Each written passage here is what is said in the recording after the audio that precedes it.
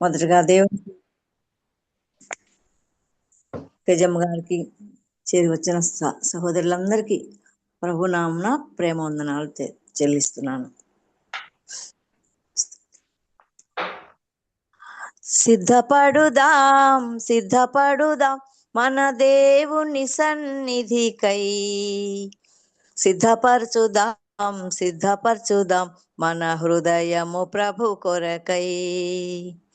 సిద్ధపడుదాం సిద్ధపడుదాం మన దేవుని సన్నిధికై, సిద్ధపరచుదాం సిద్ధపరచుదాం మన హృదయము ప్రభు కొరకై.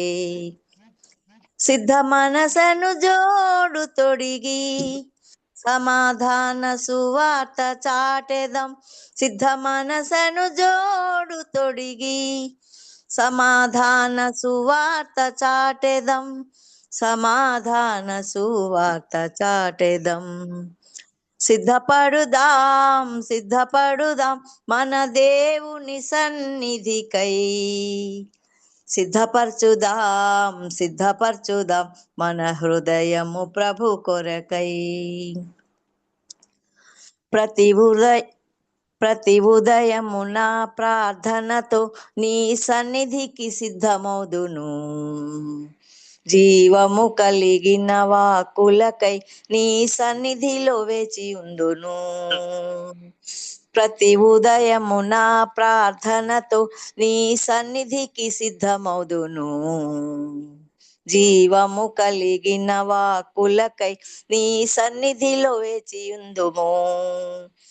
సిద్ధ మనసను జోడు తొడిగి సమాధాన సువార్త చాటెదం, సిద్ధ మనసను జోడు తొడిగి సమాధాన సువార్త చాటెదం, సమాధాన సువార్త చాటెదం.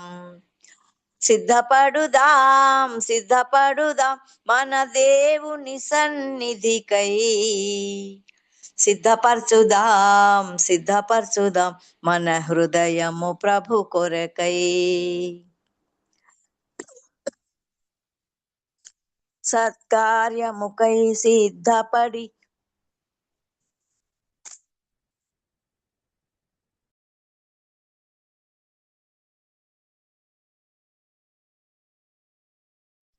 అక్క మ్యూట్ లో ఉన్నారు, వినపడలేదాక.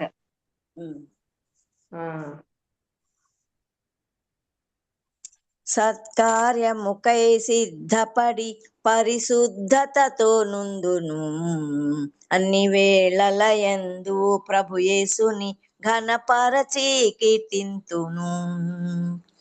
సత్కార్యముకై సిద్ధపడి పరిశుద్ధతతో నుందును, అన్ని వేళలయందు ప్రభు యేసుని ఘనపరచి కీర్తింతును. సిద్ధ మనసను జోడు తొడిగి సమాధాన సువార్త చాటెదం, సిద్ధ మనసను జోడు తొడిగి సమాధాన సువార్త చాటెదం, సమాధాన సువార్త చాటెదం. సిద్ధపడుదాం సిద్ధపడుదాం మన దేవుని సన్నిధికై, సిద్ధపరచుదాం సిద్ధపరచుదాం మన హృదయము ప్రభు కొరకై. బుద్ధిని కలిగి నిరాకడకై మెళుకువతో నేనుందును, నిరాజ సువార్తను ప్రకటించి ప్రతి వారిని సిద్ధపరచుదాం. బుద్ధిని కలిగి నిరాకడకై మెళుకువతో నేనుందును, నిరాజ సువార్తను ప్రకటించి ప్రతి వారిని సిద్ధపరచును. సిద్ధ మనసను జోడు తొడిగి సమాధాన సువార్త చాటెదం, సిద్ధ మనసను జోడు తొడిగి సమాధాన సువార్త చాటెదం, సమాధాన సువార్త చాటెదం. సిద్ధపడుదాం సిద్ధపడుదాం మన దేవుని సన్నిధికై, సిద్ధపరచుదాం సిద్ధపరచుదాం మన హృదయము ప్రభు కొరకై. మన హృదయము ప్రభు కొరకై. వందనాలు అందరికి వందనాలు. వందనాలండి. చక్కటి పాట పాడారు. సిద్ధపాటు, మన సిద్ధపాటును గురించి జ్ఞాపకం చేస్తూ చక్కటి పాట. సిద్ధపడదాం, దేవుని సన్నిధికి సిద్ధపడదాం, మన హృదయాన్ని ప్రభు కొరకై సిద్ధపరచుకుందామని. సిద్ధ మనస్సు అనే జోడును తొడుక్కొని సమాధాన సువార్తను ప్రకటించాలని, అలాగే సత్కార్యమును సిద్ధపడి పరిశుద్ధత ఉండాలని, అన్ని వేళల యందు ప్రభు యేసుని కనపరచాలని, ఆయన రాజ్య సువార్తను ప్రకటించి మనందరము ప్రతి వారిని సిద్ధపరచాలని, ఆయన రాకడ కొరకు మనం అందరము బుద్ధి కలిగిన కన్యకలు పడి సిద్ధపడి ఉండాలని మరొకసారి జ్ఞాపకం చేస్తూ చక్కటి పాట పాడి వినిపించినటువంటి అన్నపూర్ణ ఆంటీ గారికి ఎస్తరి ప్రేయర్ వారేస్ తరఫున వందనాలు తెలియజేస్తున్నాను. వందనాలు. వందనాలు. ఇప్పుడు మన మధ్యలో ఉన్నటువంటి వాణి ప్రభాకర్ గారు ఫ్రమ్ వైజాగ్ మనకి వాక్య సందేశాన్ని అందిస్తారు. తను మనకి సుపరిచితులే, ఎన్నోసార్లు వాక్యాన్ని మనతో పంచుకున్నారు కాబట్టి తన గురించి మనం పరిచయం అవసరం లేదనుకుంటాను. ఈ సమయాన్ని తనకి అప్పచెప్తున్నాను.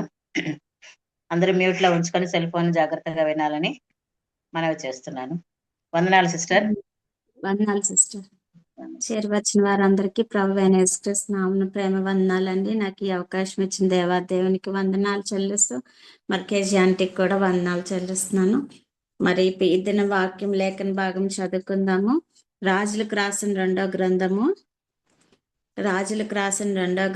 22వ అధ్యాయం 14వ వచనం. కాబట్టి యాజకుడైన హిల్కియాయును, అహీకామును, అక్బోరును, షాఫానును, ఆసయాయును ప్రవక్తయగు హుల్దా యొద్దకి వచ్చిరి. ఈమె వస్త్రశాలకు అధికారియగు హర్షాషుకు పుట్టిన తిత్వాకు కుమారుడైన షల్లూమునకు భార్య అయి యెరూషలేములో 2వ భాగమందు కాపురస్తురాలై ఉండెను. చిన్న ప్రార్థన చేసుకుందాం.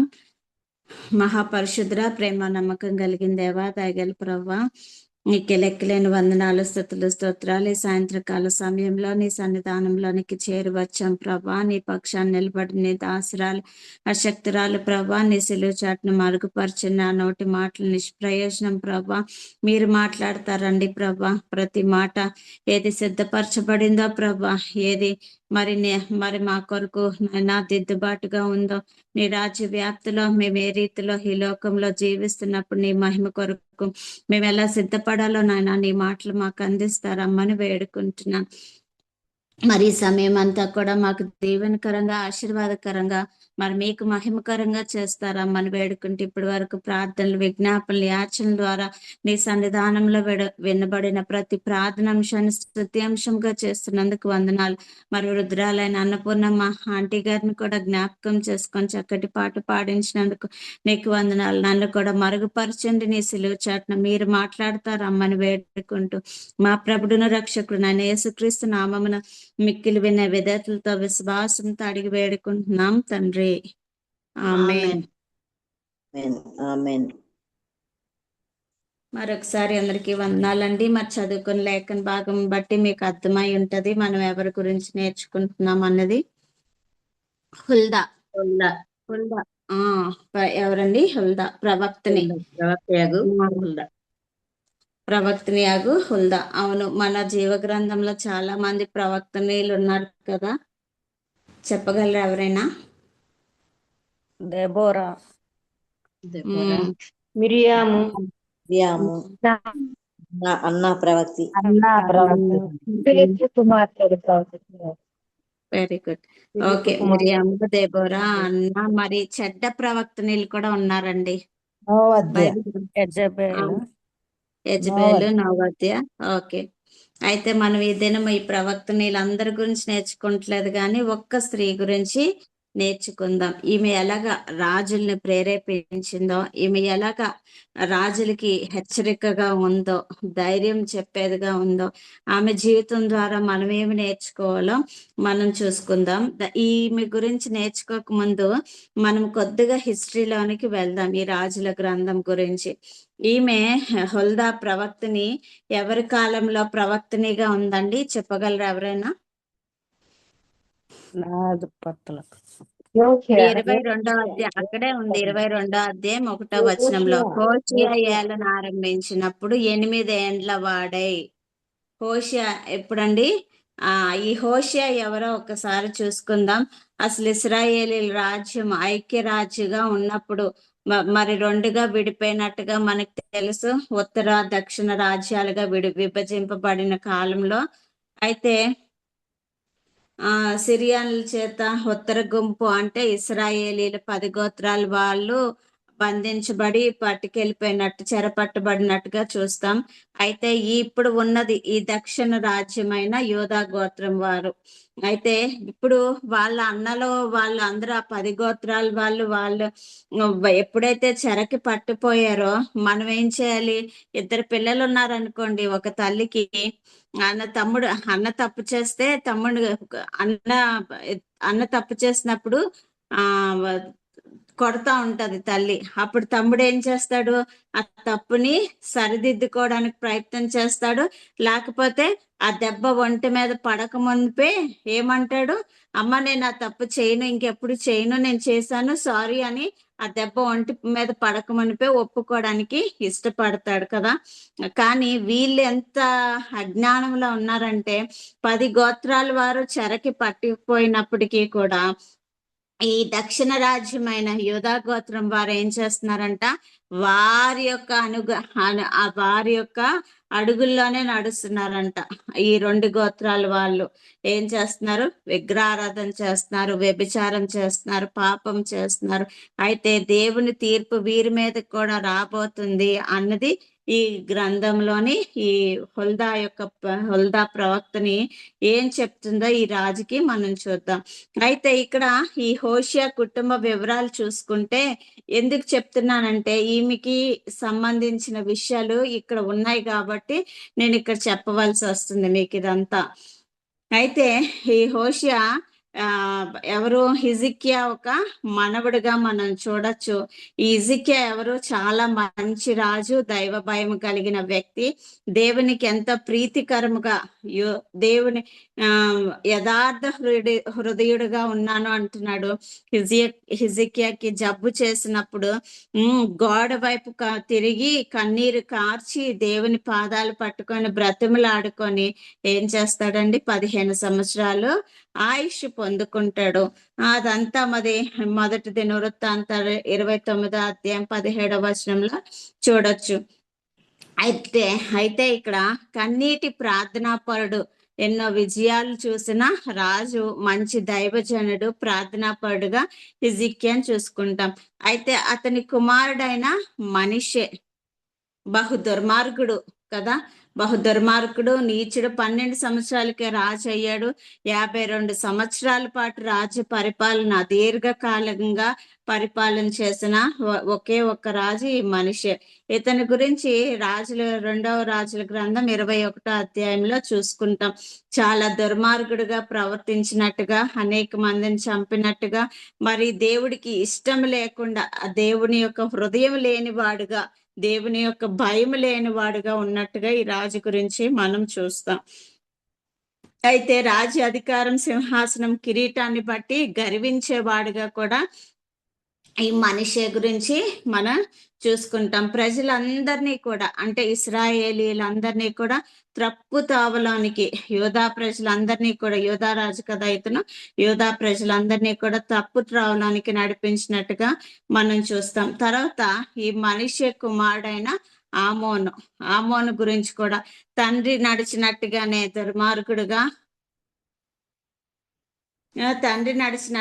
దుర్మార్గుడుగా మరి చాలా భ్రష్టుడుగా ఈ ఆమోను కూడా నడిచినట్టుగా మనం చూస్తాం. ఈ ఆమోను కుమారుడే హోషియా.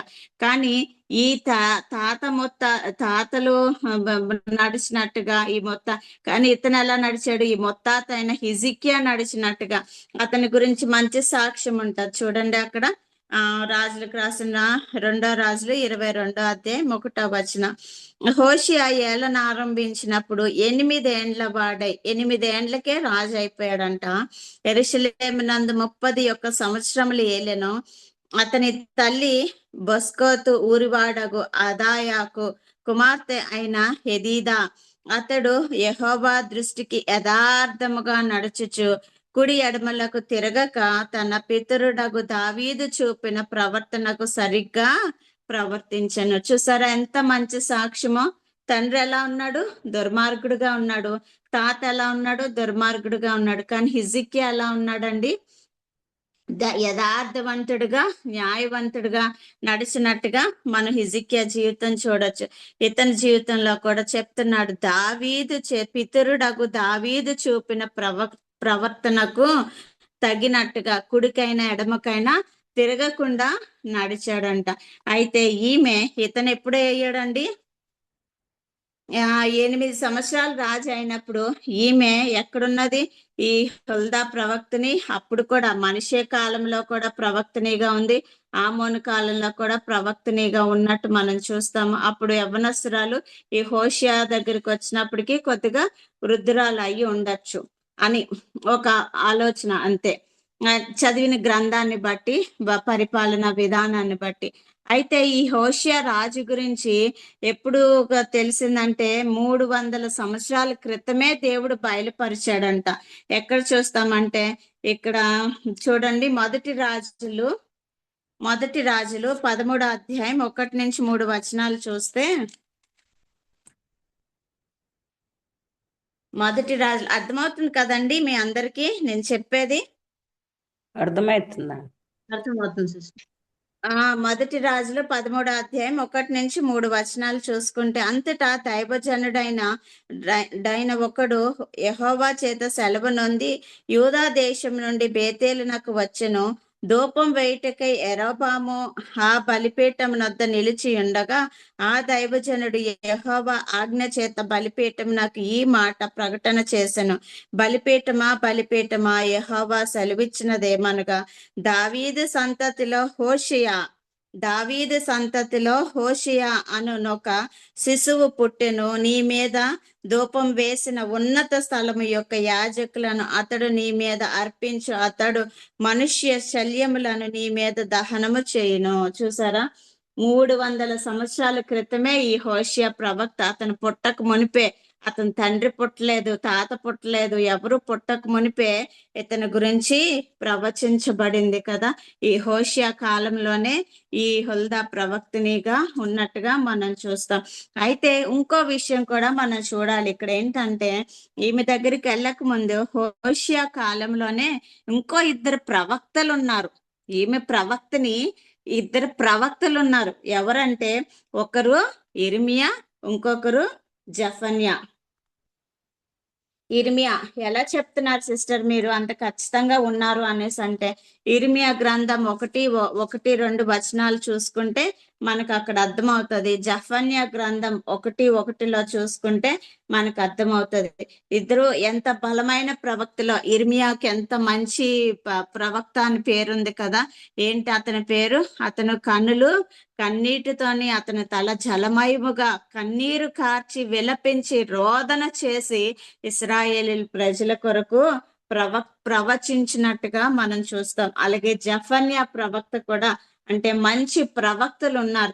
అలాంటి కాలంలో వాళ్ళతో సమవుజ్జిగా ఈ హుల్దా ప్రవక్తని ఉన్నట్టుగా మనం చూస్తాం. అవును కదా. ఈమె కాలంలో ఎంతో మందిని చూసుకున్నాం కదా మనం, ఎంతమంది ప్రవక్తలు ఉన్నారో. మిరియం ఉంది, దెబోరా ఉంది, అన్నా ఉంది, మరి ఫిలిపు కుమార్తెలు ఉన్నారు, చెడ్డ ప్రవక్తనీలు కూడా ఉన్నట్టుగా మనం చూసుకుంటాం. నోవద్య ఉంది, నెహమ్యా గ్రంథం 6:14 ఉంది కదా ఆమె. తర్వాత యెజబేల్ ఉంది.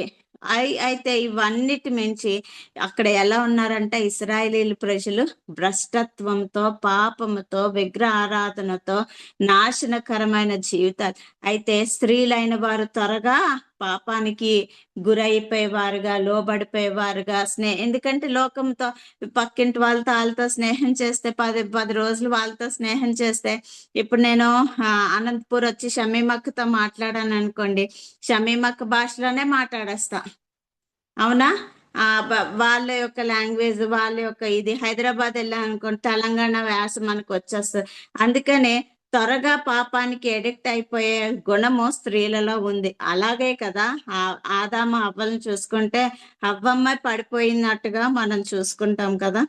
అయితే ఇక్కడ మనం చూస్తే ఈమె గురించి మనం తెలుసుకోవాలంటే మొదటగా ఈమె పేరు లక్షణం ఏంటంటే ఆనుకొనుట. హుల్దా అంటే ఏంటి? ఆనుకొనుట.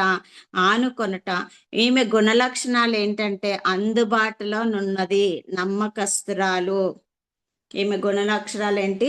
ఎప్పుడూ కూడా ప్రజలకి అందుబాటులో ఉండే స్త్రీగా ఉన్నది. అంతేకాదు వారి కష్టంలో, బాధలో, దుఃఖంలో ఆమె ఎంతో సహాయకురాలుగా, నమ్మకస్తురాలుగా, ఆదరించేదిగా ఉన్నట్టుగా మనం చూస్తాం. ఈమె మొదటిగా చూసుకుంటే దేవుని మాటలు ధైర్యంగా ప్రకటించే స్త్రీగా చూసుకుంటాం. దేశానికి ఎంతో ప్రయోజనకారిగా చూసుకుంటాం. తర్వాత దేవునికి నమ్మకమైనదిగా చూసుకుంటాం. తర్వాత దేవుని చేత ఘనపరచబడినదిగా చూసుకుందాం. ఈ 5 లక్షణాలు ఇవాళ మనం చూసుకొని త్వరగా ముగించుకుందాము. నేను ఎక్కువసేపు ఏమి చెప్పను కానీ, అయితే ఈ రాజు హోషియా రాజు 8 సంవత్సరాలప్పుడు రాజు అయ్యాడు. 8 ఏండ్లప్పుడు రాజు అయినప్పుడు అతను 18 సంవత్సరాలప్పుడు వయసుకు వచ్చినప్పుడు సొలొమోను దేవాలయం మరామతులు చేయాలని ఆశపడినప్పుడు అక్కడ ఏం దొరుకుతుందండి? గ్రంథపు చుట్ట, అంటే ధర్మశాస్త్ర గ్రంథము దొరుకుతుంది, అంటే బుక్ ఆఫ్ లా. అప్పుడు ఏ దేవుడు ఏదైతే అంటే దొరికింది అంటే ఏంటి? దొరికిందంటే ఏంటండి? బైబిల్ ఇంట్లో ఉంది, రోజు ఎక్కడో దుమ్ము పట్టిపోయి ఏ మూలనో ఎక్కడో ఉంది. ఆదివారం వచ్చినప్పటికి ఇల్లంతా వెతుకుతాం, ఎక్కడో దొరికింది అంటే ఏంటి? మనకి వాడుక లేదు, రోజు బైబిల్ చదివే వాడుక లేదు, బైబిల్ ధ్యానించే వాడుక లేదు, దేవునితో సహవాసం చేసే అలవాటు లేదు. అవన్నీ ఎప్పుడో ఒకప్పుడు ఏ క్రిస్మస్ రోజో ఏ న్యూ ఇయర్ రోజో మందిరానికి వెళ్ళవలసి వచ్చినప్పుడు బైబిల్ వెతుకుతాం, ఏ మూలనో ఎక్కడో ఏ పుస్తకాల పుట్టాల్లోనో ఎక్కడో దుమ్ము పట్టిపోయి దులుపుకొని తీసుకెళ్తాం కదా. అలాగే ఇక్కడ కూడా ఈ ఇశ్రాయేలీయుల ప్రజలు బహుపాపంలో ఉన్నారు. అంటే వారు అప్పటికే ధర్మశాస్త్ర గ్రంథాన్ని ధ్యానించడం మర్చిపోయారు, వాడుకలో ఆ మందిరంలోని చదువుకోవడం మర్చిపోయారు, అలవాటైపోయిన ఆచారయుక్తమైన పాలనలో అక్కడ పాప విగ్రహ ఆరాధన, వ్యభిచారంలో వారు ఉండినట్టుగా మనము చూస్తా ఉన్నాం కదా. అయితే మొదటి లక్షణం ఏంటి? ఈమెలోని అందుబాటులో ఉన్న స్త్రీగా చూస్తా ఉన్నాం. అవును, ఈమె అందుబాటులో ఉంది. ఎవరికి అందుబాటులో ఉందంటే, ఈ గ్రంథపు చుట్ట దొరికినప్పుడు, ఈ ధర్మశాస్త్ర గ్రంథము దొరికినప్పుడు అందులో మాటలు, దేవుని వాక్యము అర్థం కాలేదు వాళ్ళెవరికి, అక్కడ చదివిన వారికి కానీ ఎవరికి అర్థం కాకపోతే ఈ రాజు వెళ్ళి హుల్దా దగ్గరికి వెళ్ళి ఆమెని ఆ మాటల యొక్క వివరణ, ఆ మాటల యొక్క అర్థము కనుగొని రమ్మన్నాడు. అవును, ఈమె దగ్గరికే ఎందుకు పంపాలి? అసలు అప్పుడు ఆ కాలంలో స్త్రీలకి పెద్ద విలువ లేదు, పెద్ద గౌరవం లేదు, ఏమి మర్యాద లేదు, ఏమీ లేదు ఆ స్త్రీలలో. అప్పటికి అంత ఇదేమీ లేదు. కానీ రాజు అంటే ఈమె ఏంటంటే మంచి పేరు ప్రఖ్యాతులు కలిగినదిగా, అంటే ప్రజలందరి చేత నమ్మకమైనదిగా ఉన్నట్టుగా మనం చూస్తాం. అక్కడ చూసుకున్నాం కదా, ఇర్మియా ప్రవక్త ఉన్నాడు, జఫన్యా ప్రవక్త ఉన్నారు, వారి దగ్గరికి పంపించవచ్చు కదా. కానీ ఈ స్త్రీ దగ్గరికి, ఈమె దగ్గరికి తిన్నగా ఆ అధికారులు వెళ్ళి ఎవరి దగ్గరికి వెళ్ళారు? ఇర్మియా దగ్గరికి కానీ జఫన్యా గారి దగ్గరికి కానీ వెళ్ళలేదు. కానీ ఎవరి దగ్గరికి వెళ్ళారు? తిన్నగా హుల్దా ఉన్న చోటికి వారు నడిచి వెళ్ళారంట. అవును, రాగలిగారు. అంటే అప్పటికే ఈమె బహు పేరు ప్రఖ్యాతులు గాంచింది. ఏమని? ఈమె దేవుని బిడ్డని, దేవుని వాక్యం ఎరిగినదని, దేవుని ప్రజలకి వాక్యం ప్రకటిస్తుందని, మంచి ప్రార్థనా పర్రాలని, దేవునితో సహవాసం కలిగిన వ్యక్తి అని ఈమె గురించి మంచి ప్రఖ్యాత కలిగిందిగా. ప్రవక్తని అంటే ఏంటండి? దేవుని మాటలు ఉన్నది ఉన్నట్టు దేవుడు ప్రకటించమన్న మాటలు, ప్రవక్త అన్నా ప్రవక్తని అన్నా దేవుని మాటలు డైరెక్ట్ గా ప్రజలకి తెలియచేయడం ప్రవక్తకి.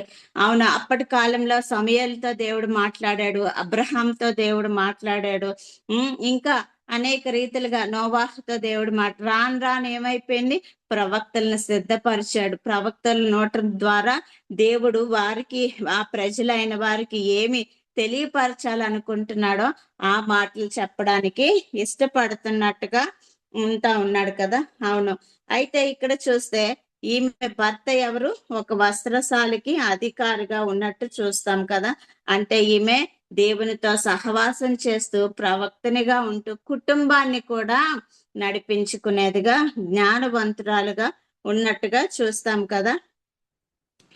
ఈమెలో గర్వం గాని, అహంకారం గాని, అధికారి భార్యను కదా, అందరూ నా దగ్గరికి రావాలనే ఆలోచన ఈమెలో లేదు. ఈమె ఎలాంటిదంటే ఈమె అందుబాటులో ఉంది. అవును ప్రియ సోదరులారా, మనం అందుబాటులో ఉన్నామా? భర్తకి, పిల్లలకి, సంఘానికి. ఇప్పుడు నమ్మకస్తురాలైన విశ్వాసం ఉందనుకోండి, మంచి పరిచారకురాలు, ఇప్పుడు సహోదరి దైవ జనరాలు సేవకురాలు పిలిచి, అమ్మా ఇప్పుడు నా పేరు నేనే ఉన్నాను అనుకోండి, అమ్మ వాణి ఈరోజు సువార్తకి వెళ్దాం వస్తావా అంటే ఏం చెప్తాం మనం? అంటే ఈరోజు ఆరోగ్యం బాగాలేదు ఆంటీ, రాలేను, ఇంకోసారి అయితే వస్తాను. అమ్మ పలానా చోట సహోదరి దుఃఖంలో ఉంది, ఆదరించడానికి వెళ్ళాలి, ఇద్దరు ముగ్గురం కలిసి వెళ్తే ఆమెకి ఎంతో ధైర్యం కలుగుతుంది, వస్తావా అంటే ఏదో కుంటు సాకు. ఇంకో దగ్గరికి, అమ్మ ఇక్కడ బైబిల్ ధ్యాన కూడికలు జరుగుతున్నాయి, వాక్యం ఎక్కువ నేర్చుకోవచ్చు, వస్తావా అంటే అన్నిటికీ కుంటు సాకులు. అంటే మనమైతే అందుబాటులో ఉండం, కానీ ఈమెయితే ఎలా ఉందంట, అందుబాటులో. అవును, భర్త వచ్చాడంటే, పిల్లలు వచ్చారంటే, నా తల్లికి చెప్పామంటే మా సమస్య తీరిపోతుంది. ఎక్కడ తీరిపోతుంది?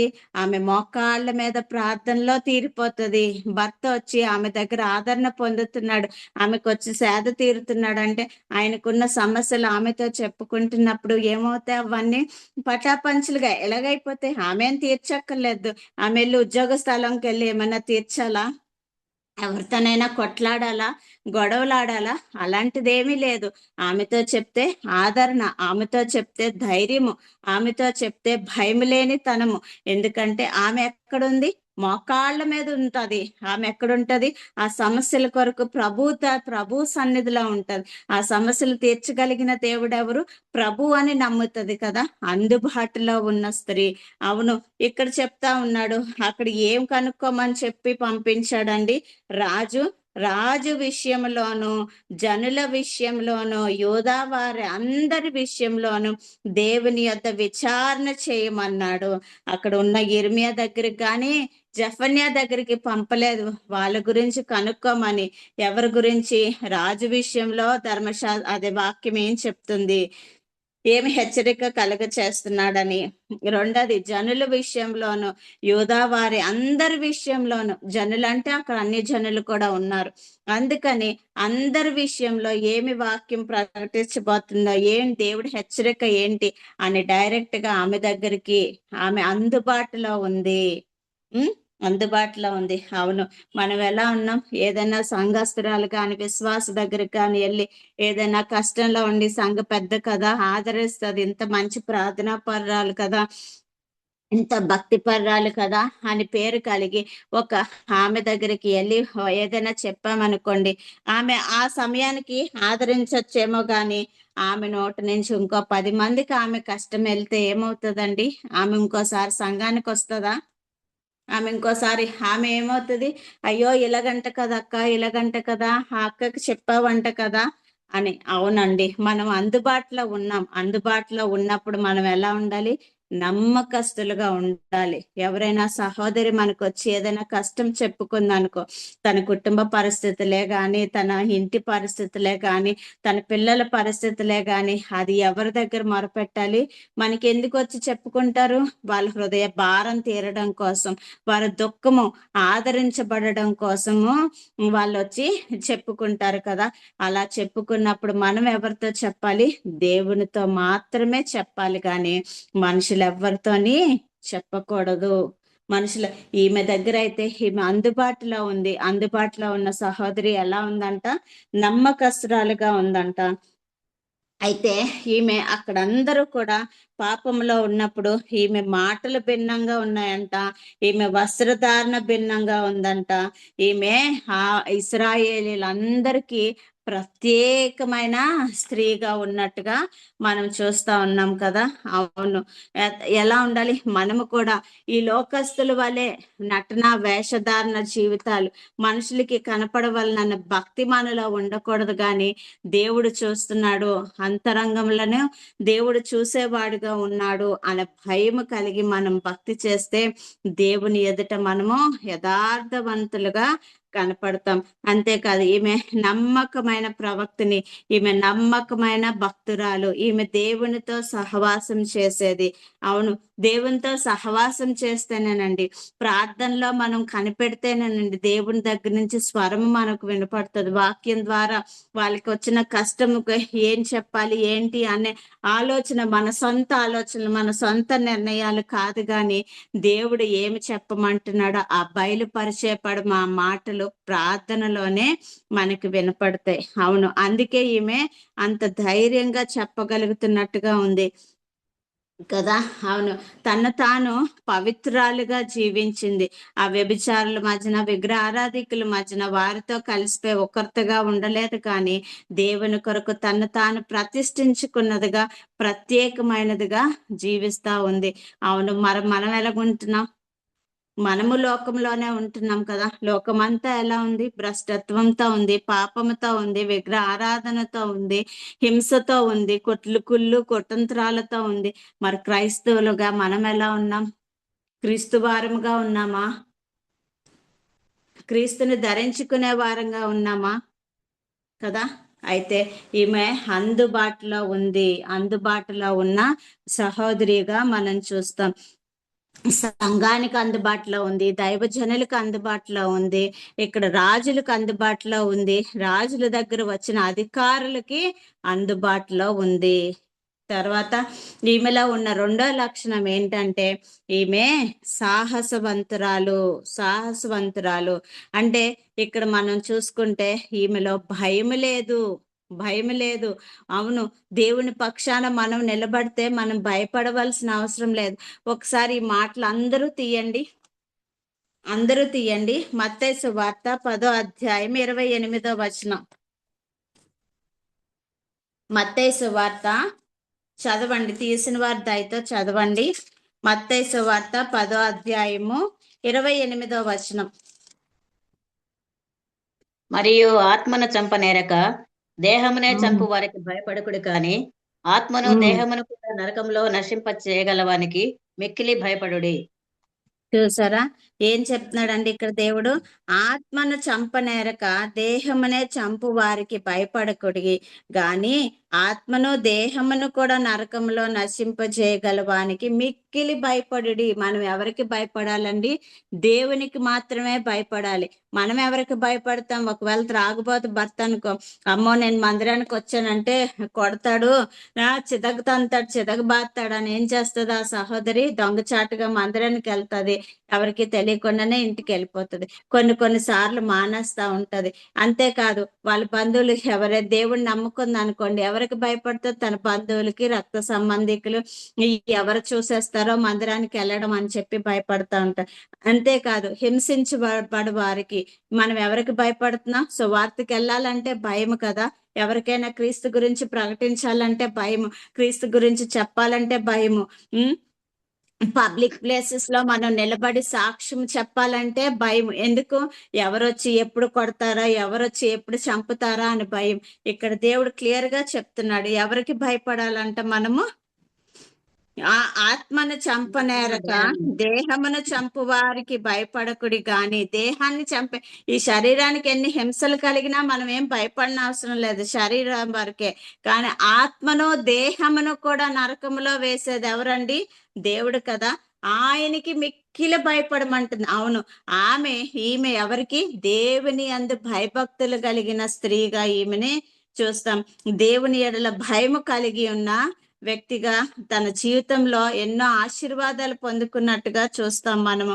అయితే రాజుల పరిపాలనలో తన భక్తిని విడిచిపెట్టేసి ఉండొచ్చు. ఎందుకంటే మనిషి ఎంత దుర్మార్గుడుగా మనం చూసుకున్నాం, ఆమోని ఎంత దుర్మార్గుడుగా మనం చూసుకున్నాం. అవును, వారి యొక్క పరిపాలనలో ఆ విగ్రహ ఆరాధనలో ఆమెకి ఎన్నో బెదిరింపులు ఉండి ఉండొచ్చు, ఎంతో భయం కలిగి ఉండొచ్చు. కానీ ఆ పరిస్థితులన్నిటినీ ఆమె ఎదిరించి నిలవబడినట్టుగా చూస్తాం కదా. జీవ గ్రంథం బైబిల్లో మనం చూస్తే యెహోవా యందు భయభక్తులు కలిగిన స్త్రీ ఎలా ఉంటదంట? యెహోవా యందు భయభక్తులు కలిగిన స్త్రీని ఏం చూస్తాము? దేవుని గుర్చిన విజ్ఞానము కలిగి ఉంటది, జ్ఞానము దీర్ఘాయువు కలిగి ఉంటది, బహుధైర్యము పిల్లలకు ఆశ్రయ స్థానముగా ఉంటది, జీవపు ఓట మరణ పాశములో నుండి విడుదల కలిగించేదిగా ఉంటది. అంతేకాదు యెహోవా యందు భయభక్తులు కలిగిన స్త్రీ నెమ్మది కలిగి ఉంటది, జ్ఞానాభ్యాసం చేసేదిగా ఉంటది. అంతేకాదు ముఖ్యమైనది ఏంటి? చెడుతనము నుండి తొలగిపోవిన స్త్రీగా ఉంటది. ఇవన్నీ సామెతల గ్రంథంలో మనం చూసుకోవచ్చు. మీరు తర్వాత చదువుకోండి, మీ అందరికీ వాక్యం తెలుసు. ఎక్కువ వివరణిస్తే మళ్ళీ సమయం సరిపోదని మీకు కూడా కోపం వస్తుంది, తెలిసిన మాటలే కదా అని కదా.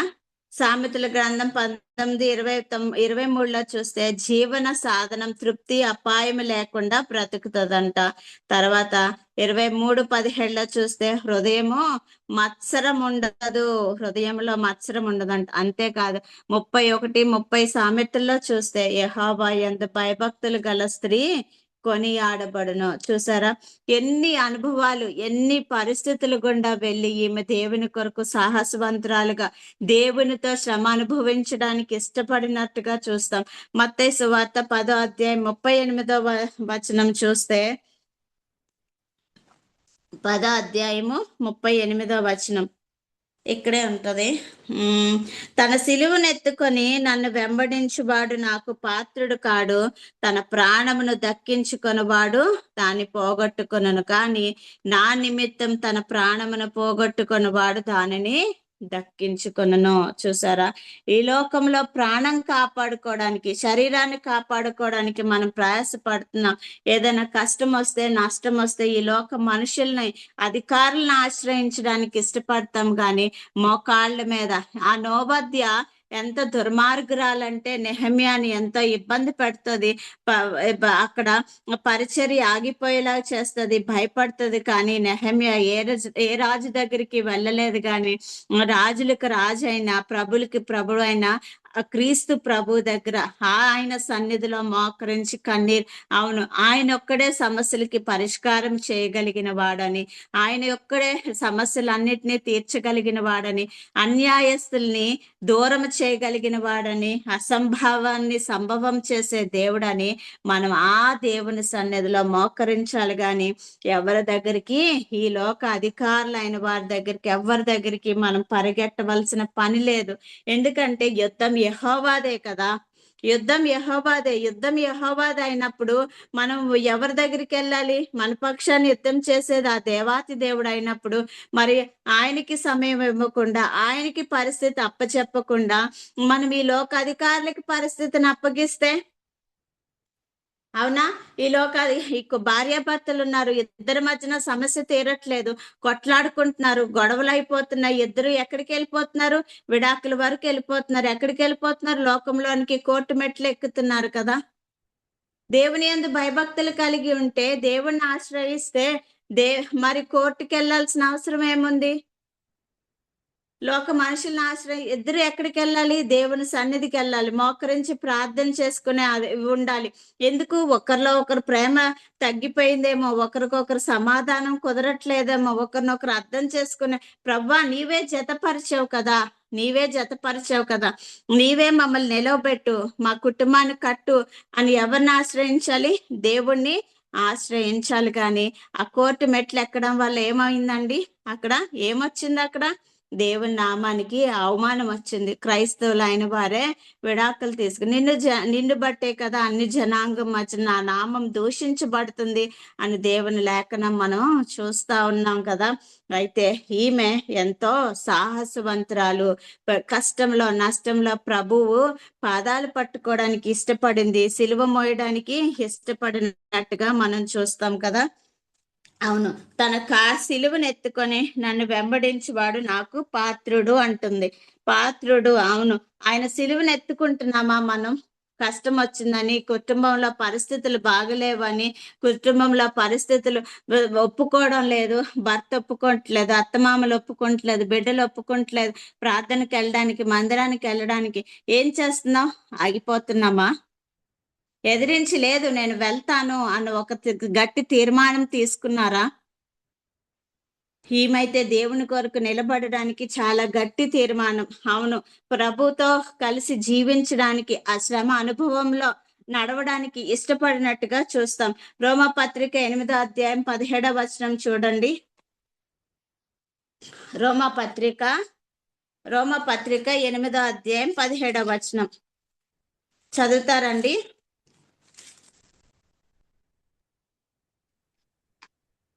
మనము పిల్లలమైతే వారసులము, అనగా దేవుని వారసులము, క్రీస్తుతో కూడా మహిమ పొందుటకు ఆయనతో శ్రమ పడిన ఎడల క్రీస్తుతోడి వారసులము. చూసారా? క్రీస్తుతో కూడా మనం ఎవరమండి? అసలు దేవుని వారసులము కదా.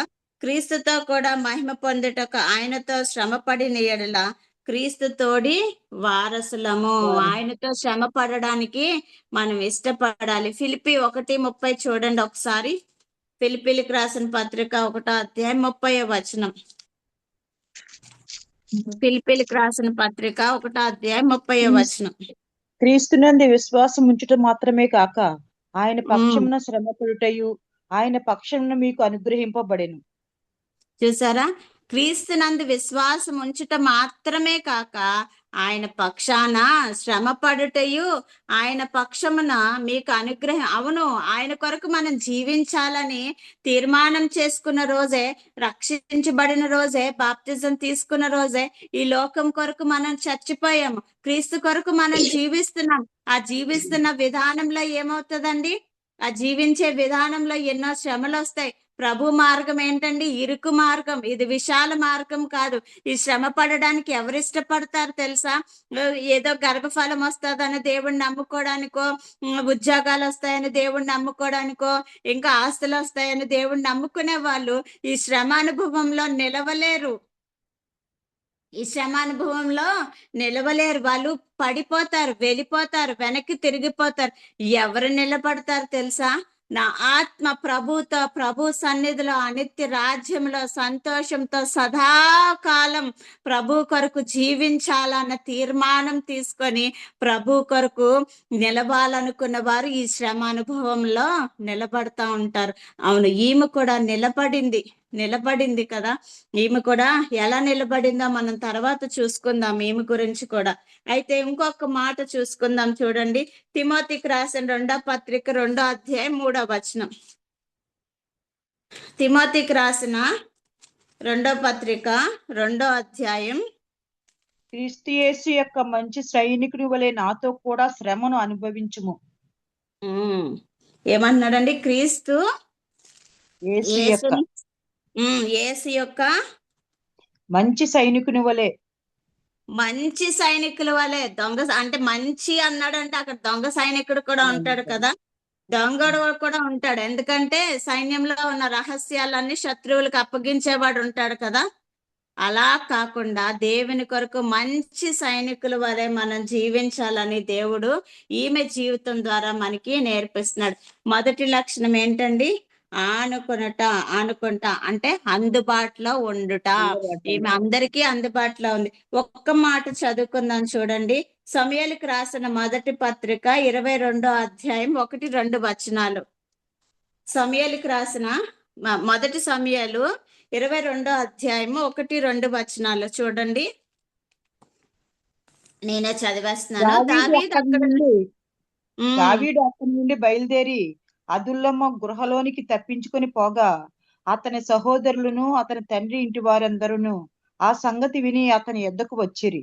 మరియు ఇబ్బంది గలవారందరూ, అప్పులు చేసుకున్న వారందరూ, అసమాధానముగా నుండి వారందరూ అతని యొద్ద కూడుకొనగా అతడు వారికి అధిపతి అయ్యను.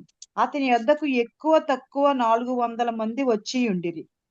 చూసారా, దావీదు ఎక్కడున్నాడండి? అతనే దిక్కులేని స్థితిలో ఉన్నాడు, తినడానికి ఆహారం లేదు, అదుముల్లా గుహలో ఉన్నాడు.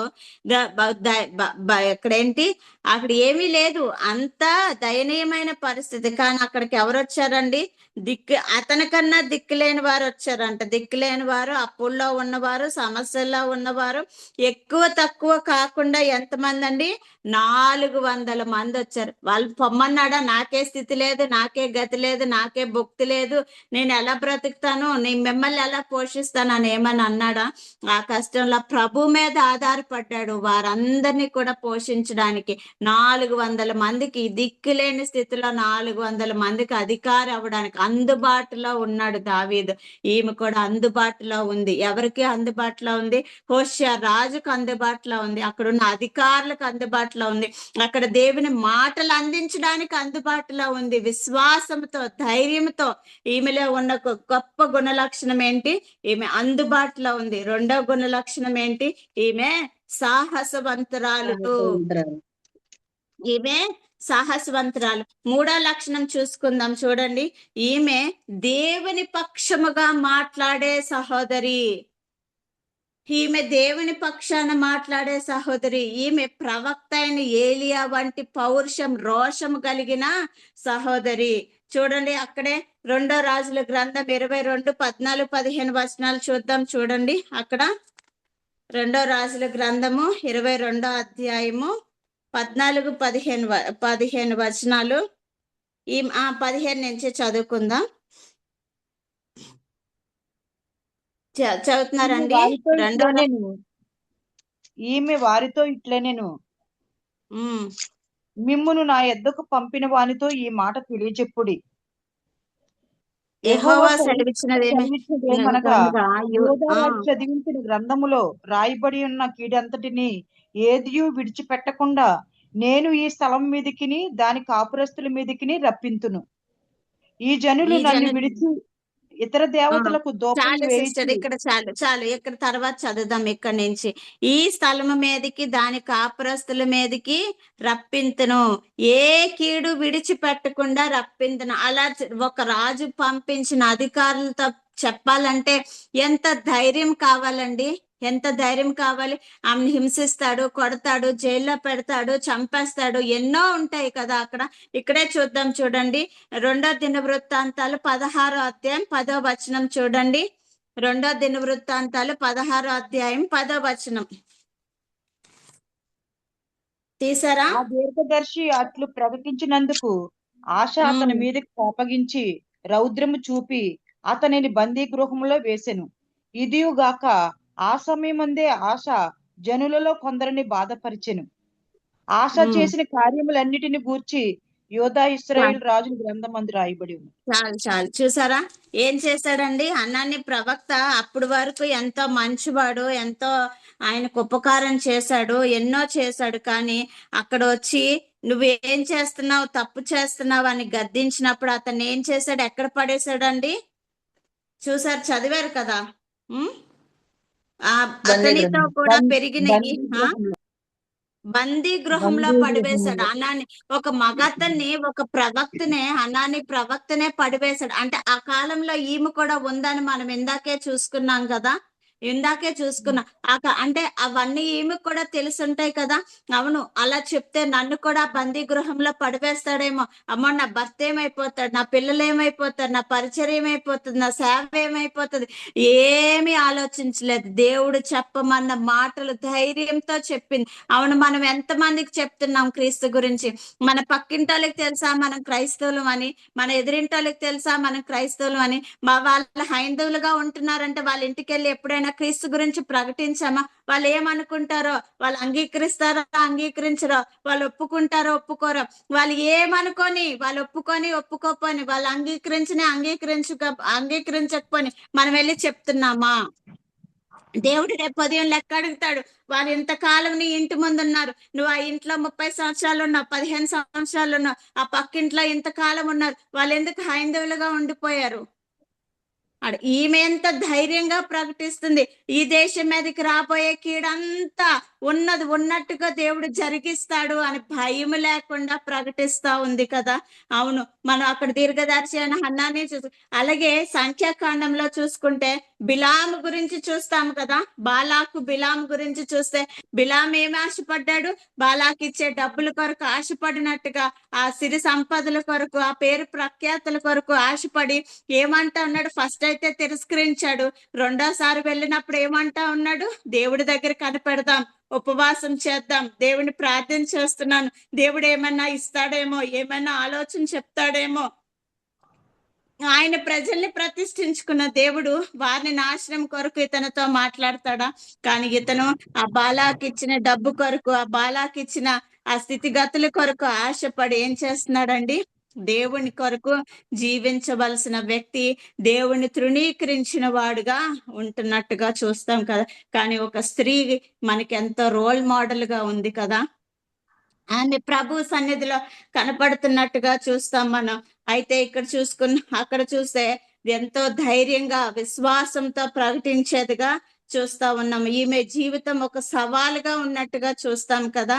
అవును, రాజు శిక్షిస్తాడేమో అని భయపడే వ్యక్తిగా లేదు. ఈమె సాహసవంతురాలుగా, ధైర్యవంతురాలుగా, దేవుని పక్షానగా మాట్లాడేదిగా ఉంది కదా. అవును, ఎప్పుడు కూడా యేసుక్రీస్తు కూడా పరిస్థితులను బట్టి రాజీ పడలేదు. ఈమె గుణ లక్షణాల్లో కూడా రాజీ అనే మాట, లోకముతో రాజీ అన్న మాట, లోకంలో జీవించాలన్న మాట ఈమెలో కూడా మనం ఎక్కడా కూడా చూడము.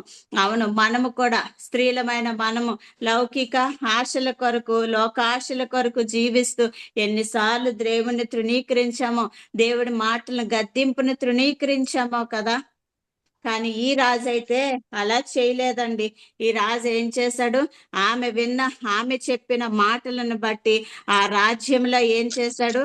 ఆ తర్వాత చదువుకోండి, అక్కడ చూస్తే హుల్దా ప్రవక్త ద్వారా దేవుని హెచ్చరికను విన్న తర్వాత హోషియా రాజు ఎంతగానో చలించిపోయాడంట. అతని వస్త్రాలు చింపుకున్నట్టుగా చూస్తాము దేవుని సన్నిధిలో కనపడిన.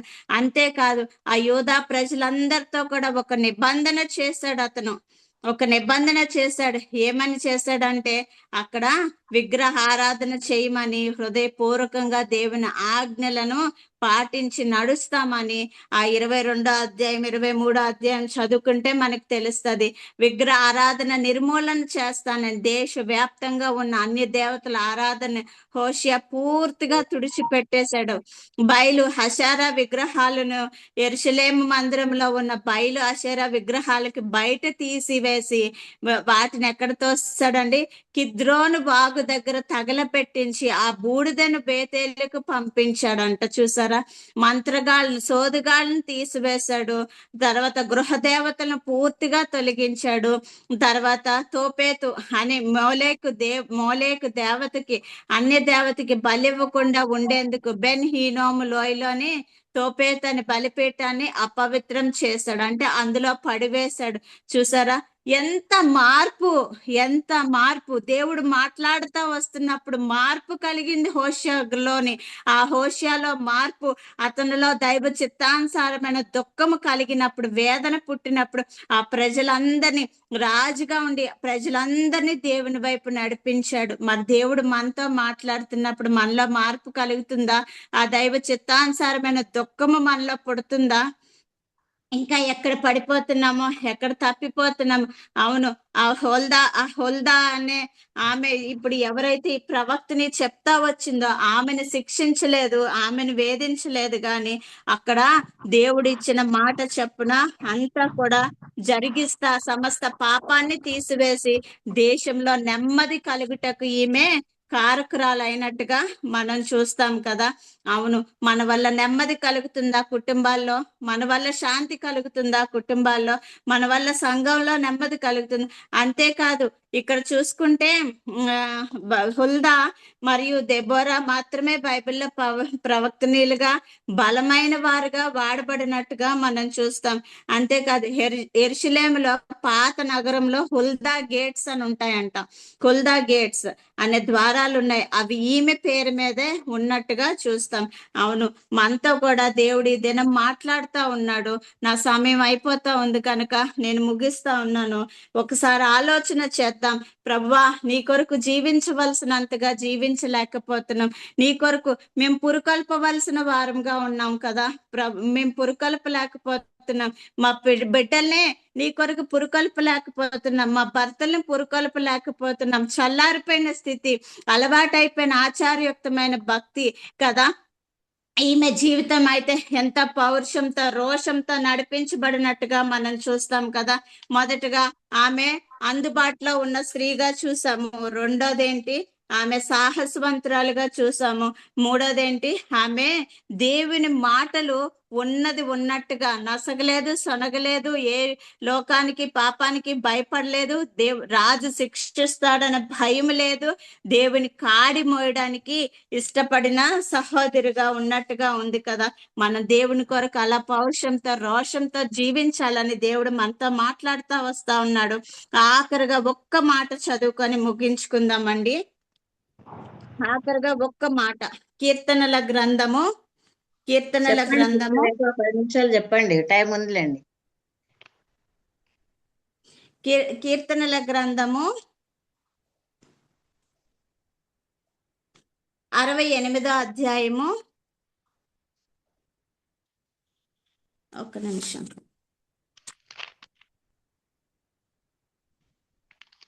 68:11. 68:11. ప్రభు మాట సెలవిచ్చుచున్నాడు, దానిని ప్రకటించు స్త్రీలు గొప్ప సైన్యముగా ఉన్నారు. అవునండి, మనం ఎలా ఉండాలండి? ప్రకటించు స్త్రీలుగా, ప్రకటించు గొప్ప సైన్యముగా ఉండాలి. మనం ఒంటరిగా ఉన్నామా? గుంపుగా ఉన్నామా? మన సహవాసంలో ఉన్నామా? మన గుంపు ఎలా ఉంది? సైన్యము సమూహముగా ఉన్నామా? మనం ఎవరిని ప్రకటించాలండి? ప్రభు మాట సెలవిచ్చుచున్నాడు, దానిని ప్రకటించు. దానినంటే వాక్యము. సర్వలోకానికి వెళ్ళి సర్వ సృష్టికి వెళ్ళి సువార్త ప్రకటించమన్న దేవుని మాటలు. చూసారా, ఈమె అందుబాటులో ఉంది. హుల్దా నుండి నేర్చుకునే మాటలు ఏంటి? రాజ్యం నాకు ఉపయోగకరంగా ఉంది. రాజ్య పరిస్థితులు మార్చేసింది. అక్కడ రాజ్యం ఎలా ఉందండి? పాపంలో ఉంది, వ్యభిచారంలో ఉంది, భ్రష్టత్వంలో ఉంది, నాశనానికి ఉంది, దేవుని ఉగ్రతకి పాత్రలుగా ఉన్నారు. ఆ పరిస్థితులనే ఆమె మార్చేసింది. మనం ఎవరిని మార్చాం? మనం ఎంతకాలం అయింది రక్షించబడి? మనం ఎంతమందిని మార్చాం? ఆలోచన చేద్దాం ఒకసారి. ఈమె అయితే ఒకే ఒక్క స్త్రీ అక్కడ నిలబడింది. అక్కడ చూసుకున్నాం కదా, అక్కడ రాజు ఏమేమి తీసేశాడో చూసుకున్నాం కదా. అక్కడ మోలేక్ దేవతలను తీసేశాడు, బలిపీఠాలను తీసేశాడు, వ్యభిచారము, అన్ని దేవతలకి పూజలు చేసేది తీసేశాడు. తర్వాత అక్కడ ఏం చేశాడండి? గొప్ప పండుగ జరిగించాడు. ఏం పండుగ? పస్కా పండుగ. అక్కడ జరిగినట్టుగా, ఆ రాజు పరిపాలనలో జరిగినట్టుగా ఇంకెప్పుడు ఏ సమయంలోని ఎక్కడ ఏ రాజులో పరిపాలనలో గాని ఏ ప్రవక్తల పరిపాలనలో గాని ఎప్పుడు అక్కడ జరగలేదు అన్న మాట మనం చూస్తాం అక్కడ. అవును, న్యాయాధిపతుల గ్రంథం, న్యాయాధిపతుల కాలం నుండి అంత గొప్పగా ఎన్నడూ జరగని విధంగా హోషియా పస్కా పండుగని అత్యంత వైభవంగా నిర్వహించాడంట. దేవుని నిబంధన ప్రకారం ప్రజలందరూ ఆ పండుగకు వచ్చారు. ఒక నిబంధన చేసుకున్నారు, మేము రాజు చెప్పినట్టే జీవిస్తాం, ఆ హుల్దా ప్రవక్త చెప్పినట్టే, ప్రవక్తని చెప్పినట్టుగానే మేము జీవిస్తాం, దేవుని ఆజ్ఞలు పాటిస్తాం, దేవుని కొరకు జీవిస్తాం. ఆ పాపాన్ని, ఆ వ్యభిచారాన్ని తీసివేసామా? తీసివేసామా ఆ వ్యభిచారాన్ని, ఆ పాపాన్ని? దేవుణ్ణి నమ్ముకున్నాం అన్న మాటే కానీ ఎన్నిసార్లు మన నోటితో కాని మాటలు మాట్లాడుతున్నామో, ఎన్నిసార్లు అబద్ధపు మాటలు మాట్లాడుతున్నామో, అవసరానికి ప్రభు హస్తాన్ని, చేతిని వదిలిపెట్టి, వాక్యాన్ని వదిలిపెట్టి భయం లేని భక్తి ఎన్నిసార్లు చేస్తా ఉన్నామో. సహోదరి, ఆలోచన చేద్దాం ఒకసారి. మనం ఎక్కడ మార్పు చెందామా? క్రీస్తు స్వారూప్యంలోనికి, ఆ రూపాంతర అనుభవంలోనికి దినదినము పాట కూడా ఉంది మన పాటల పుస్తకంలో. దినదినము యేసుకి దగ్గరగా చేరుతా అనుక్షణంబు యేసునే ఆయన ఉమ్, యేసునే నా మదిని మదిలో కోరుతా. యేసునే నా మదిని ప్రకటిస్తా. అవును కదా, ఆ దినము యేసుకి దగ్గరగా చేరుతున్నామా మనం? ఎక్కడ బ్రేక్ పడుతుంది, ఎక్కడ ఇచ్చేస్తుంది? ఈమె హృదయం అయితే యథార్థంగా ఉంది, ప్రభు మాటలు వినేదిగా ఉంది. ఆలోచన చేద్దాం. హుల్దా ప్రవచించినట్లుగే హోషియా హృదయం మెత్తనైపోయింది. అందుకే జరగవలసిన కీడు హోషియా కాలంలో జరగలేదంట. తర్వాత మళ్ళీ ఆ ప్రజలు భ్రష్టత్వంలో పడిపోయినప్పుడు దేవుని ఉగ్రత వారి మీదకు వచ్చి ఇలా చెప్పేవారు, ప్రకటించేవారు, ధైర్యపరిచేవారు, విశ్వాసంలో స్థిరపరిచేవారు లేక వారు ఏమైపోయారు? హృదయాలు మదించి క్రొవ్వెక్కి దేవుని ఉగ్రతకి పాత్రలు అయిపోయారు కదా. దేవుని ప్రజలుగా దేవుని మహిమ కొరకు జీవించవలసిన వారు జీవించలేనట్టుగా మనం చూస్తా ఉన్నాం. దేవుడు మన కొరకు ఇలాంటి సాక్ష్యం చెప్తున్నాడా? వీరు లోబడనొల్లని ప్రజలు. నిర్గమాకాండంలో చూస్తే ఎన్నిసార్లు ఉంటుందో ఆ మాట, వీరు లోబడనొల్లని ప్రజలు అనేసి. దేవుడు మనకి ఎలాంటి సాక్ష్యం చెప్తున్నాడు? హుల్దా వంటి సాక్ష్యం కలిగి ఉన్నామా, లేదంటే లోబడనొల్లని ప్రజలుగా ఉన్నామా? దేవుడి దినం అంతా మాట్లాడుతా ఉన్నాడు. ఏంటంట?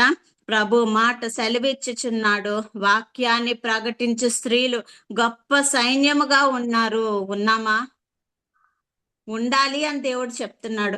ఆలోచన చేసుకుందాం. ఇప్పటి వరకు లేకపోతే ఒక తీర్మానం చేసుకుందాం. బలహీనలమే ప్రభా, ధైర్యవంతులం కాదు, పిరికి వారమే, బలహీనలమే, భక్తిహీనలమే, మేము పడిపోతున్న స్వభావం కలిగిన వారమే. కానీ నీ శక్తిని ఆశ్రయిస్తున్నాం ప్రభా. మమ్మల్ని నిలవబెట్టు, మమ్మల్ని స్థిరపరచు. నీ కొరకు ఎలా జీవించాలో, నీ కొరకు ఎలా మహిమపరచాలో మా బ్రతుకులు జీవితాల ద్వారా మాకు సహాయం దయచేయమని ఒక్కసారి ప్రార్థన చేసుకొని ఈ కొద్ది లేఖన భాగాలు మన వినికిడిలో ప్రభు దీవించి ఆశీర్వదించిన గాక. నాకు ఈ అవకాశం ఇచ్చిన మరొకసారి కేజీ ఆంటీకి వందనాలు చెల్లిస్తున్నా అండి. Thank you sisters. వందనాలు సిస్టర్. 2వ రాజుల గ్రంథము 22వ అధ్యాయం 14వ వచనము.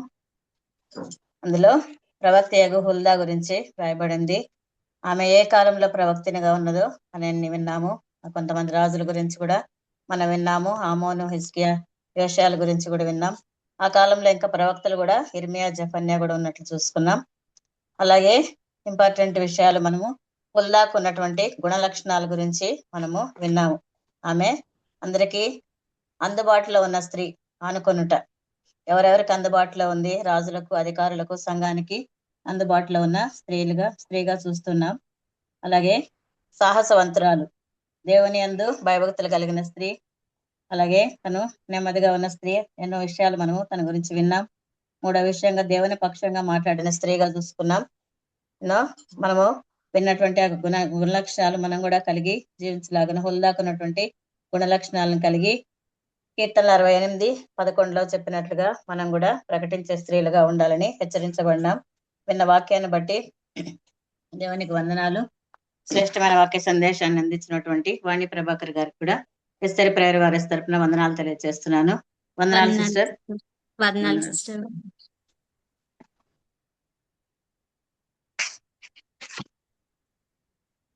ప్రేయర్ పాయింట్స్ అక్క కెజాక్ ఉన్నారు. వందనాలు అక్క కెజాక. వందనాలు. చేరి వచ్చిన సోదరిమణులందరికీ కూడా వందనాలు.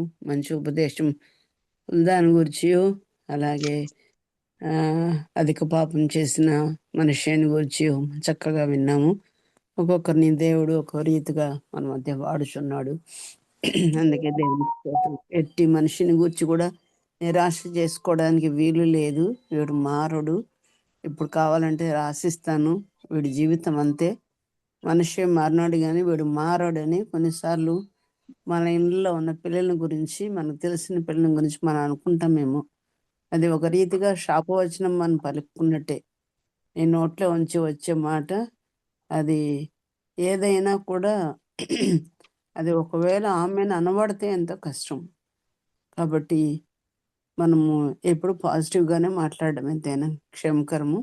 మంచి ఉపదేశం చెప్పిన సోదరికి వాణి ప్రభాకర్కి మా అందరి తరఫున వందనాలు తెలియజేస్తున్నాము. అలాగే వందనాలండి. ఉన్నాను నాయన. థ్యాంక్ యూ తల్లి. ప్రార్థన విశేషాలు ఎవరేం నాకు చెప్పలేదు కనుక ఎవరికైనా ప్రార్థన విషయాలు ఉంటే చెప్పండి. మీకు ఇంతకు ముందు చెప్పినట్టుగా 26, 27, 28 తారీఖుల్లో పులివెందుల్లో మహాసభలు జరిగిపోతున్నాయి. యవనస్తులకి, స్త్రీలకి, పురుషులకి వేరువేరుగా మీటింగ్స్ జరుగుతాయి కనుక దేవుని పిల్లలందరూ ఆత్మచేత నింపబడి చక్కగా దేవుని వర్తమానం చెప్పేటట్టుగా, ప్రభువు నడిపింపు ఉండేటట్టుగా, సాతాను యొక్క కుతంత్రాలు ఏవి పనిచేయకుండానట్లుగా మంచి సభలు జరగడానికి, అనేకులు విశ్వసించడానికి చివరి దినాలు కాబట్టి మరి ఇటువంటి వస్తాయో లేదో మనకు తెలియదు. అంత్య దినాల్లో ఏ వర్తమానములు అవసరమో అవే దేవుడు కుమ్మరించినట్టుగా ప్రార్థనలో జ్ఞాపకం చేసుకోవాలని మనవి చేస్తున్నాం. మిగతా పాత అంశాలు మీకు ఎలా తెలుసు, కానీ నూతన అంశాలు ఉంటే వాటిని మీరు చెప్పినట్లా అవి అనౌన్స్ చేస్తారు. ఆంటీ వందనాలు ఆంటీ. సంధ్య వందనాలైనా. వందనాలు ఆంటీ. రవి రేపు బయలుదేరుతారు, మధ్యాహ్నము లేకి వస్తారు. లే నుంచి ఎల్లుండి పొద్దున్న ఫ్లైట్ ఉంది. తను క్షేమంగా వచ్చేలా ప్రేయర్ చేయండి. చిన్నోడు ఎగ్జామ్స్ కదా, తను వచ్చి ఇక్కడ కొన్ని రోజులు ఉండి చూసుకుంటారు. తన ప్రయాణం గురించి ఇక్కడ కూడా వచ్చి ఉన్నప్పుడు అంత మంచిగా ఉండేలా ప్రేయర్ చేయండి అంటే. చిన్నుని మెయిన్ గా ఈ నోటిని జ్ఞాపకం చేసుకోండి. 17 ట్యూస్డే నుంచి ఎగ్జామ్. నాకు 17 నుంచి ఎగ్జామ్స్. వాళ్ళ తండ్రి రావాలి అక్కడ నుంచి, ఉద్యోగ స్థలం నుంచి ఫ్లైట్లో రావాలి. క్షేమంగా ప్రయాణంలో ఆయన వచ్చి కొద్ది రోజులు పిల్లల దగ్గర ఉండి ఎగ్జామ్స్ రాయించి వెళ్ళాలి కాబట్టి అన్నీ చక్కగా జరిగినట్లుగా ప్రార్థన జ్ఞాపకం ఉంచుకోండి. పద్మ మనవడు అలాగే అన్నపూర్ణమ్మ మనవడు కూడా చెప్పారు. ఇంకా ఎంతో మంది ఉంటారు మనములు మనవరాళ్ళు. వారందరి కొరకు 10th క్లాస్ రాసే బిడ్డల కొరకు ప్రార్థన చేద్దాం. డిఎస్సి రాసే బిడ్డల కొరకు కూడా ప్రార్థన చేద్దాం. ఇంకెవరికైనా వేరే పాయింట్స్ ఉన్నాయమ్మా? అంటే వందనాలంటే నేను వనజానంటే. మంచిగా చెప్పినాను. అదే చిన్న పాప భావనకు 20వ తారీఖు నుంచి CBSE second year board exam జరుగుతున్నాయంటే ప్రార్థించండి. వనజ కూతురు, రెండవ కూతురు భావనకు సెకండ్ ఇయర్ ఎగ్జామ్స్ జరుగుతున్నాయి, బోర్డు ఎగ్జామ్స్. పాపను భవిష్యత్తులో జ్ఞాపకం చేసుకోమని మనవి చేస్తున్నాం. పెద్ద పాప యొక్క వివాహం కొరకు కూడా ప్రార్థనలో జ్ఞాపకం చేసుకోమని మనవి చేస్తున్నాం. వందనాలమ్మా కేజీఎం గారు. ఉన్నానండి. నేను సీతమ్మ సీతమ్మ గారు. ఇద్దరు మీ స్వరం వినాలని, మిమ్మల్ని చూడాలని కూర్చున్నాము. సీతమ్మ గారు బాగున్నారా? వందనాలమ్మా. గుర్తుపెట్టావా? ఎందుకు గుర్తుపట్టాను? చాలా కాలం అయింది కదా. అవునమ్మా. ఆరోగ్యం బాగుందమ్మా? ఈ మధ్య కొంచెం బాగాలేదండి. ఈ రోజే డాక్టర్ దగ్గరికి వెళ్ళి వచ్చినాను. చెట్టు మెడిసిన్స్ ఇచ్చాడు. ఇంక నుంచి బాగుంటుందని నమ్ముతున్నాను. బాబా ఆరోగ్యం బాగలేదని చెబుతుంది అమ్మా. మామూలు హిప్ జాయింట్ రీప్లేస్మెంట్ జరిగిందండి. బానే ఉన్నాడు. కొంచెం పచ్చి గాయం కదా, ఇంట్లోనే ఉంటున్నాడు. ఈ రోజే బయటికి వెళ్ళాడు వేరే పని మీద. ఇంకా 1 month కూడా కాలేదు. దేవుడు బాగా చేస్తాడని నమ్ముతున్నాం. సరే అమ్మా. Okay okay.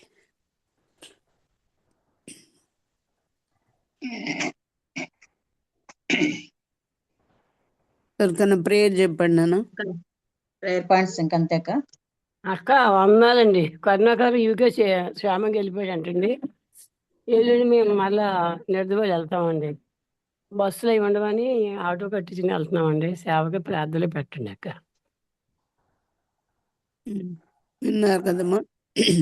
కరుణాకర్ కోసం ప్రయాణం కోసం ప్రార్థన చేసాం. క్షేమంగా చేర్చాడు అబ్బాయిని. దేవునికి స్తోత్రం. వీరు కూడా నిర్దువోలు వెళ్ళి సేవ చేయాలనుకుంటున్నారు. బస్సులు లేకపోయినా ఆటోలో వెళ్ళాలని దేవుని పిల్లలు దేవుని కొరకు పని చేస్తుండగా వెనకాల నిలబడిన మనము వారి కొరకు ప్రార్థనలు ఎత్తి పెడతాము.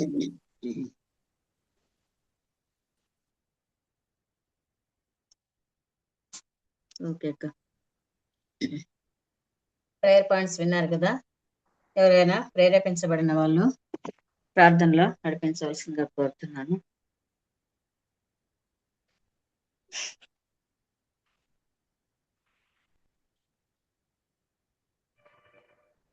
సిస్టర్ నేను చేస్తాను సిస్టర్. చేయండి.